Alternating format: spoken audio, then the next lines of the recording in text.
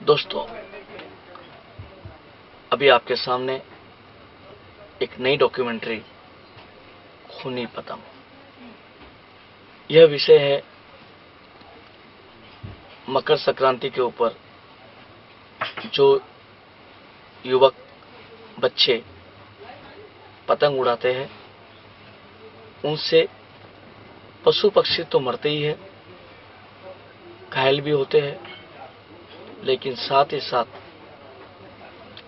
Scooter से चलने वाले युवकों की गर्दन भी कट जाती है। कई बच्चे पतंग उड़ाने में इतने मशगूल हो जाते हैं कि वो गिरकर मर भी जाते हैं और घायल भी होते हैं।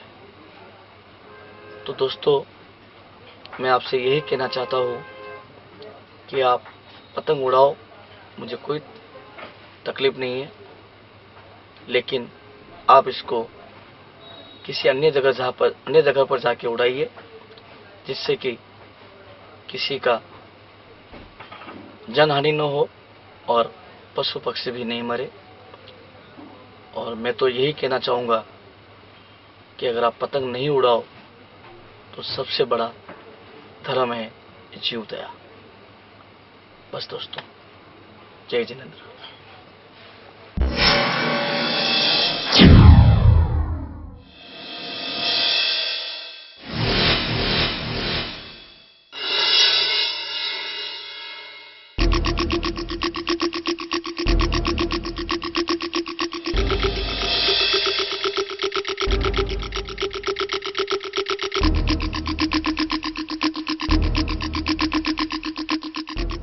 आसमान में अटखेलियां करती हुई पतंगे आपको और हमको जरूर आकर्षित करती है, और खासकर आने वाले मकर संक्रांति पर्व पर पूरे देश में आसमान में जहां तक नजर जाती है, रंग बिरंगी पतंगे ही पतंगे नजर आती है। आइए हम आपको बताते हैं काइट्स यानी पतंगों का इतिहास। चीन में सबसे पहले पतंग उड़ाने की परंपरा शुरू हुई। उस समय पतंगे पतले सिल्क और मजबूत बांस की बनाई जाती थी। इंडोनेशिया की कुछ प्राचीन गुफाओं में प्राप्त चित्रकारी से पता चला है कि 3000 वर्ष पहले यहां पतंगे उड़ाई जाती थी। यह पतंगे पत्तियों की बनी होती थी। लगभग 1500 वर्ष पहले कागज की पतंगे उड़ने लगी।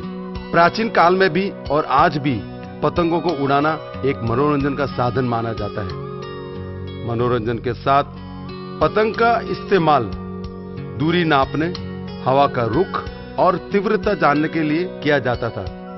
इसके अलावा संदेश भेजने के लिए और जासूसी के कामों के लिए भी पतंग का प्रयोग किया जाता था।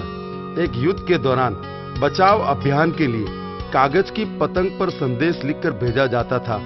इसके अलावा पतंगों का प्रयोग दुश्मन के इलाके के निरीक्षण के लिए भी किया जाता था। समय बदला, वक्त बदला और आ गई 18वीं शताब्दी।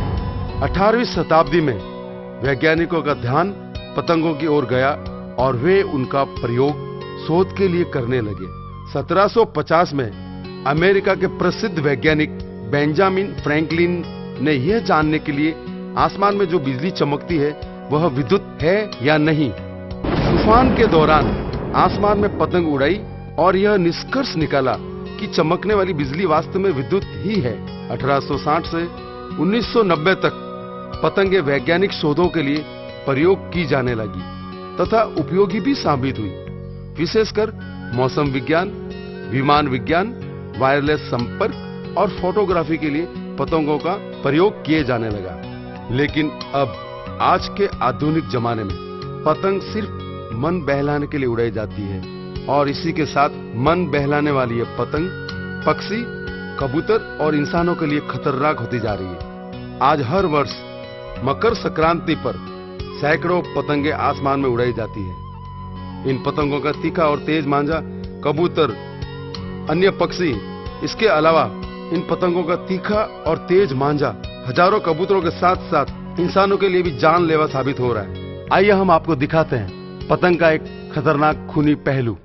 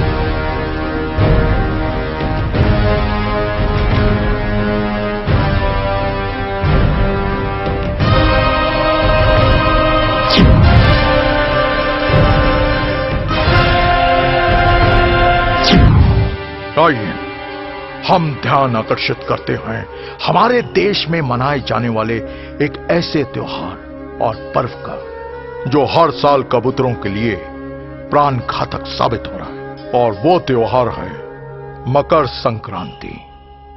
मकर संक्रांति के पर्व पर पूरे हिंदुस्तान में पतंगे उड़ाई जाती है और दिन भर उड़ने वाली ये पतंगे पक्षियों व कबूतर के लिए जानलेवा साबित हो रही है।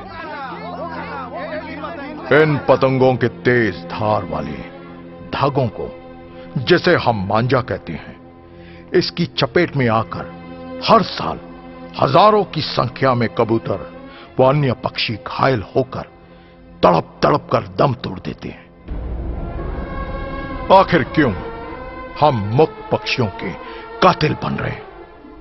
क्यों हम पतंगों से पेच लड़ाकर पक्षियों व कबूतर के हत्यारे बन रहे हैं? क्या यही हमारा पर्व है? आपके पास इसका जवाब?